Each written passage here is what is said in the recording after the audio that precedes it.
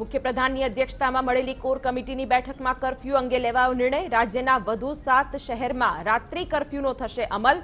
ડીસા, અંકલેશ્વર, વાપી, મોડાસા, કડી, વિસનગર, રાધનપુરમાં લાગશે રાત્રિ કર્ફ્યુ। 12 મે સુધી રાજ્યના 36 શહેરમાં રહેશે રાત્રિ કર્ફ્યુ। રાત્રિ કર્ફ્યુવાળા શહેરોમાં રહેશે કડક નિયંત્રણ। જરૂરી વસ્તુઓની જ દુકાનો ખુલશે। ખાનગી ઓફિસોમાં 50% સ્ટાફ સાથે કરાશે કામ। નિયમોનું પાલન જરૂરી। નિયમ ભંગ બદલ થશે કાર્યવાહી। ગુજરાતમાં કોરોનાનો પ્રકોપ યથાવત। રાજ્યમાં કોરોનાના 13,050 નવા પોઝિટિવ કેસ નોંધાયા તો કોરોનાથી વધુ 131 દર્દીના થયા મોત, જ્યારે સારવાર બાદ 12,121 દર્દીને અપાઈ રજા।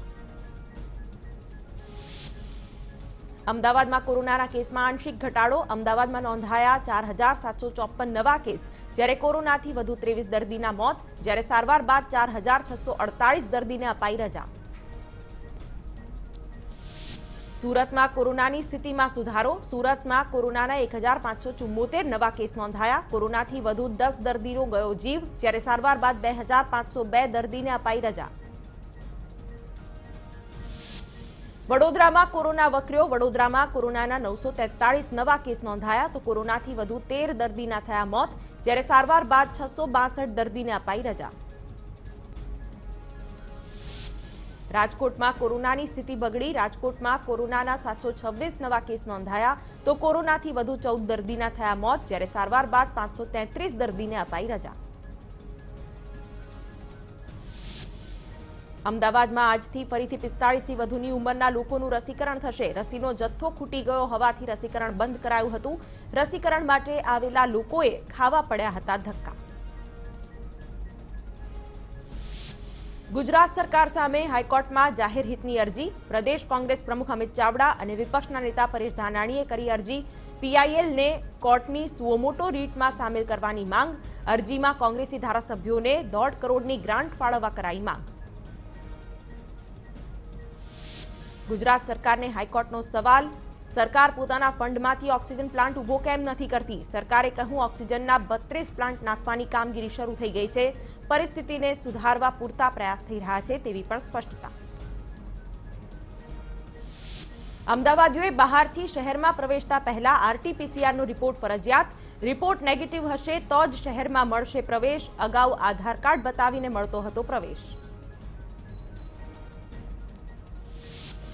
અમદાવાદમાં કોરોનાના હાહાકાર વચ્ચે ચોંકાવનારી ઘટના આવી સામે। પાંજરાપોળ પાસે ક્રિકેટરો માટે એમ્બ્યુલન્સ રોકવામાં આવી। ક્રિકેટરોની સુવિધા માટે એમ્બ્યુલન્સ રોકવાનો વિડીયો થયો વાયરલ। અમદાવાદમાં વેન્ટિલેટરની અછત વચ્ચે એએમસીનો નિર્ણય। કોર્પોરેટર અને મેયરના બજેટમાંથી 50 નંગ વેન્ટિલેટર ખરીદાશે। ₹8 કરોડ 11 લાખની કિંમતમાં ખરીદાશે વેન્ટિલેટર। અમદાવાદના શાહપુરમાં પોલીસ અને સ્થાનિકોની સામે આવી સુંદર પહેલ। માસ્ક ન પહેરતા લોકોને સજાગ કરી માસ્કનું કરાયું વિતરણ। શાહપુર પોલીસે અત્યાર સુધીમાં 35,000થી વધુ માસ્કનું કર્યું વિતરણ। કોરોના સંક્રમણમાં લોકોના માનસિક તાણની વધી સમસ્યા। અમદાવાદમાં આવા લોકોના કાઉન્સેલિંગ માટે શરૂ કરાઈ હેલ્પલાઇન। ભાજપના એસસી મોરચાએ 5થી વધુ મનોચિકિત્સક પેનલ બનાવી, જે 24 કલાક સુધી દર્દીઓનું કરશે કાઉન્સેલિંગ। ગુજરાત ભાજપ પ્રમુખ સીઆર પાટીલે હેલ્પલાઇનનો કરાવ્યો પ્રારંભ, જે ટૂંક સમયમાં રાજ્યના તમામ જિલ્લામાં શરૂ કરાશે। અમદાવાદમાં આજે 45 વર્ષથી વધુ ઉંમર ધરાવતા લોકોનું રસીકરણ બંધ રહેશે। રસીનો જથ્થો ઓછો હોવાનો તંત્ર દ્વારા આ નિર્ણય કરાયો છે। અર્બન હેલ્થ સેન્ટર, એએમસી સંચાલિત હોસ્પિટલોમાં રસીકરણ નહીં થાય। અમદાવાદમાં પશ્ચિમ રેલવે દ્વારા ઓક્સિજન સાથેના 19 આઇસોલેશન કોચ તૈયાર કરાયા। જોકે આઇસોલેશન કોચમાં દર્દીઓને દાખલ કરવામાં થઈ રહ્યો છે વિલંબ। સાબરમતી રેલવે સ્ટેશન ખાતે 13 કોચ અને ચાંદોડિયામાં 6 કોચને આઇસોલેશનમાં ફેરવાયા। સુરતમાં રસીકરણના ટોકન માટે પડાપડી। ભીમપોરની શાળામાં ટોકન માટે લોકોએ ધક્કામુક્કી કરી। લોકો ટોકન એકબીજાના હાથમાંથી ઝૂંટવી લેતા હોય તેવા દ્રશ્યો જોવા મળ્યા। સ્મીમેર હોસ્પિટલના ઇન્ટર્ન તબીબોની હડતાળ। સુરત પાલિકાની ઇન્ટર્ન તબીબોને ચેતવણી। કાર્યવાહી કરવાની આપી ચીમકી। હડતાળને ગેરકાયદે ગણાવી રહેવાની સગવડ મુદ્દે કરી હતી હડતાળ। રાજકોટમાં નવી કોવિડ હોસ્પિટલ શરૂ કરતા પહેલા હોસ્પિટલે જ ઓક્સિજનની વ્યવસ્થા કરવી પડશે, જિલ્લા કલેક્ટરનો નિર્ણય. કેરળમાં રાજકોટનો ગુજરાતી પરિવાર કોરોનાની ઝપેટમાં આવ્યો. એક જ પરિવારના 28 લોકો કોરોનાથી થયા સંક્રમિત. 4 માસના બાળકથી લઈને 72 વર્ષના તમામ સભ્યો પોઝિટિવ. મૂળ પોરબંદર અને હાલ કેરળના કોલ્લમમાં રહે છે પરિવાર. રાજકોટમાં કોરોના વચ્ચે મ્યુકર માઇક્રોસિસ રોગનો ફેલાવો. 15 દિવસમાં આવ્યા 10 થી 15 કેસ. કોરોના બાદ ફંગસથી ફેલાતો રોગ થઈ શકે. ડાયાબિટીઝ અને રોગ પ્રતિકારક શક્તિ ઓછી હોય તેમને થઈ શકે છે બીમારી. રાજકોટમાં ખાનગી હોસ્પિટલનો વિડીયો આવ્યો સામે. કોરોના પોઝિટિવ દર્દીએ રેલાવ્યા સંગીતના સૂર. નર્સિંગ સ્ટાફે પણ કર્યા પ્રોત્સાહિત. પોતાના બેડમાં જ પિયાનોની ધૂનમાં મિલાવ્યો તાલ.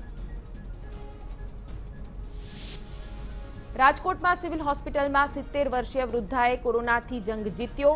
કોરોનાની સારવાર બાદ સ્વસ્થ થતા વૃદ્ધાએ તંત્રનો આભાર વ્યક્ત કર્યો. સરકારી હોસ્પિટલમાં માત્ર 10 દિવસમાં જ સ્વસ્થ થતા વૃદ્ધા અને પરિવારમાં ખુશી જોવા મળી. રાજકોટની સમરસ કોવિડ સેન્ટર ખાતે દર્દીઓનું મનોરંજન કરવામાં આવ્યું. હોસ્પિટલ સ્ટાફના લોકોએ પીપીઈ કિટ પહેરી મનોરંજન કર્યું અને દર્દીઓના રોગ ભૂલાવવાનો પ્રયાસ કર્યો. દર્દીઓ પણ પોતાનું દુઃખ ભૂલી બેડ પર બેઠા બેઠા ઝૂમી ઉઠ્યા. ગૃહ રાજ્ય પ્રધાન પ્રદીપસિંહ પંચમહાલ મુલાકાતે. જિલ્લામાં કોરોનાની સ્થિતિ મુદ્દે સમીક્ષા. કોવિડ કેર સેન્ટરોની પણ મુલાકાત. વડોદરાની પાયોનિયર હોસ્પિટલમાં 2 કોરોનાના દર્દીના મોત થતા પરિવારજનોમાં રોષ. દર્દીની તબિયત સુધારા પર હોવાથી પરિવારજનોએ ડિસ્ચાર્જ માંગ્યું હતું, જેના કેટલાક સમય બાદ દર્દીનું કોરોના થયાનું હોસ્પિટલે જાહેર કર્યું, જેથી પરિવારે બેદરકારીનો આક્ષેપ કર્યો. તો ડભોઈ તાલુકાના વિવિધ ગામોમાં નવા કોવિડ કેર સેન્ટર કાર્યરત કરાયા. કોવિડ સેન્ટરના ઉદ્ઘાટન સમયે ધારાસભ્ય સહિતના આગેવાનો રહ્યા હાજર. વડોદરામાં 45 થી વધુની વયના લોકોને નથી મળી રહી રસી. રાજ્ય સરકાર પાસે વધુ રસીની કરાઈ માંગ. જથ્થો મળી ગયા બાદ રસીકરણ પૂર્વવત કરાશે. આજે અચાનક રસી બંધ કરાતા લોકોને થઈ હાલાકી. ભરૂચમાં કોવિડ કેસ અને મૃત્યુદરમાં સતત વધારો. સ્મશાન ગૃહમાં જોવા મળી એમ્બ્યુલન્સની લાંબી કતાર. લીંબડીની નીલકંઠ સ્કૂલમાં આઇસોલેશન સેન્ટર બનાવાયું. 50 બેડનું કોવિડ આઇસોલેશન સેન્ટર તૈયાર કરાવાયું. સેવા યજ્ઞ ટ્રસ્ટ અને નીલકંઠ સ્કૂલે નિઃશુલ્ક સુવિધા ઊભી કરી. સ્કૂલો બંધ હોવાથી કોરોના દર્દીઓ માટે લેવાયો નિર્ણય. 60 થી વધુ વર્ષના દર્દીઓને મળશે લાભ. સુરેન્દ્રનગરમાં લીંબડી તાલુકાના પાણશીણા પોલીસ મથકમાં ફરજ બજાવતા એએસઆઈનું કોરોનાથી મોત. કરમશીભાઈ કાનાજીભાઈને કોરોના પોઝિટિવ લેતા હતા સારવાર. લીંબડી કોવિડ સેન્ટર ખાતે પોલીસ અધિકારીઓ અને કર્મચારીઓએ આપી શ્રદ્ધાંજલિ. પોરબંદરની કોવિડ હોસ્પિટલમાં દર્દીઓને દાખલ નહીં કરાતા મચ્યો હંગામો. સામાજિક આગેવાનો અને દર્દીના સગા ધરણા પર બેઠા. રિલાયન્સ ફાઉન્ડેશને તૈયાર કરેલી હોસ્પિટલનું લોકાર્પણ. સીએમ રૂપાણીએ ગાંધીનગરથી કર્યું લોકાર્પણ. ઓક્સિજનની સુવિધા સાથે 400 બેડની કરાઈ વ્યવસ્થા. કુલ 1000 બેડની હોસ્પિટલ કરાઈ છે તૈયાર. જામનગરની ગ્રેન માર્કેટમાં વધુ એક સપ્તાહ માટે આંશિક બંધ. વધતા કોરોનાને લઈને વેપારીઓએ સ્વૈચ્છિક બંધનો લીધો નિર્ણય. ગ્રેન માર્કેટ સવારે 8 થી બપોરે 2 વાગ્યા સુધી ચાલુ રહેશે.